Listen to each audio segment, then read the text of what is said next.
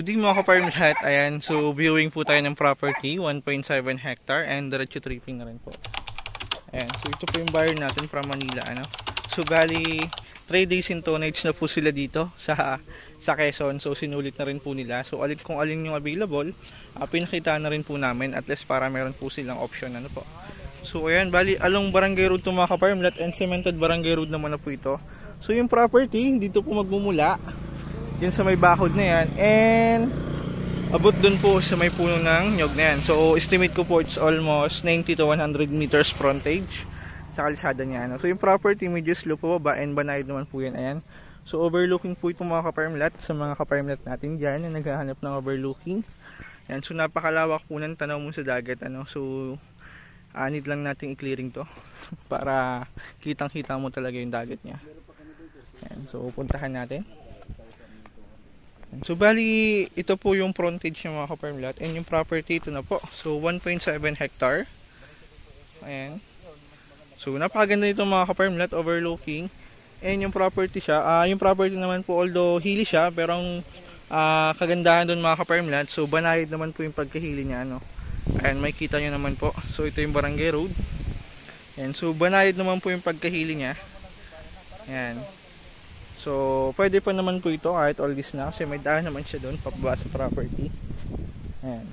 So, mula doon sa may bakod dating grupo kanina, abot dito po sa ngayon yung frontage niya. So, ito po yung dagat niya. Wow. Ganda mga ka-farm lot. Kitang-kita mo talaga yung dagat niya. So, medyo kakulay lang din ang ulap. Ayan. So, ito na po yung dagat. Ayan, napakalawak ng tanaw mo dito. Ayan, ito na po yung property. Ayan yan mga ka-farm lot. Napakalinis po nito. So ang kagandahan sa property dito mga ka-farm lot, napakalinis, ano. Yan, mahaba po pala yung tanong ito sa dagat, medyo makahoy lang. Yan. So ito na po yung property, ang kagandahan dyan, napakalinis po nito. Unlike dun sa ibang farm na binibenta, ano, na talagang may mga puno-puno sa loob ng property. So ito malinis na and Carabao grass po ito. So ayan, ako napakalinis po ito mga ka-farm lot. And yung baba po nito may creek. Ayan, may sapa po sa baba nito. So yan po yung boundaries niya, no. Hindi ko lang po alam kung may water siya sa ngayon. Ayan, so napakaganda po ng property mga ka-farm lot, napakalinis. Yan, overlooking po sa dagat. So ayan po yung dagat. Ayan. Ganda. Yan mga ka-farm lot, kung ang hanap may for retirement plan. Ayan, so tamang-tama po ito. Kung mahilig ka magtanim, mag-alaga ng hayop, ano. So best po ito mga ka-farm lot. Ayan, napakalinis. So best po ito. Ako masipag ka magtanim. Ayan, pwede tayo magtanim ng gulay o fruit bearing trees, no, crafted fruit ng kakao, lansones, rambutan. So marami tayong pwedeng gawin sa property. And kung mahilig ka mag-alaga ng hayop, pwede tayo mag-alaga ng baka, kambing. Ayan, so marami tayong pwedeng gawin. And ang kagandahan doon, accessible po ito puntahan mga ka-farm lot. So along Barangay Road and to town proper, almost 15 minutes lang po ito to town proper, no? 15 to 20 minutes and nasa town proper ka na po ng San Andres, Quezon. And so from Manila, mga 6 hours po from Manila, 6 to 7 hours. So 7 hours na po yung pinakamatagal na drive, ano? Ayan.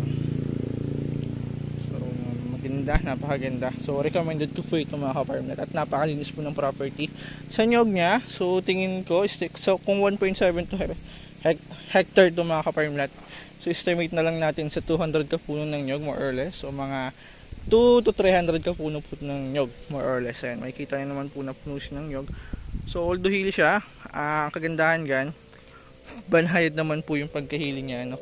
And yun mga ka-farm lot, so ang kagandahan dito, pag harvest mo ng nyog, pisa na yan sa baba kasi gugulong doon. So doon mo na lang po pupulutin sa baba. Ayan, tulad nito, ayan, so ipo na po siya, no, pag nilaglag mo. Hindi ka na mamumulot isa-isa. So, diretso niya sa baba. Ganyan, napakaganda po nito. So, overlooking. Ayan, ito po yung dagat, mga ka-farm lot. And napakalinis po ng property. So, accessible puntahan. And sa source ng kuryente, mayroon na po. May kuryente na po sa lugar kasi alang Barangay Road dito. And sa tubig mga ka-farm lot, deep well. Ang pwede natin gawin. Kasi ito po yung property for farm, hindi pa abot ng gawa sa, ano. So ayun, so, makaganda. Yun mga ka-farmlat. At yun, ito po yung tubig pala. May tangke po pala ng tubig dito para sa barangay. Ano.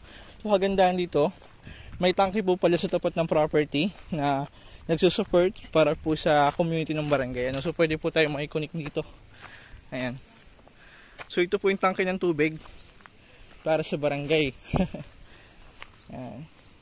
So pwede po tayo makikonik dyan. Ayan, ito po yung buyer natin from Manila. Ano. So bali 3 days in Tonate na po sila dito. So nag-hotel lang po sila sa Calawag. Ayan, so binuviewing po namin kung alin ang available. At target daw po nila makakuha ng property this year, and yun, may napusuan naman lang po sila dun sa mga binuviewing natin. Ano, so option na lang din po ito. Ayan. Yan, kung hindi man po nila makuha, available to mga ka-farmlat. Ayan yun, so recommended ko po ito. Bali, message lang po sa Viber, WhatsApp. Ayan, sasagot naman po tayo mga ka-farmlat. So God bless po.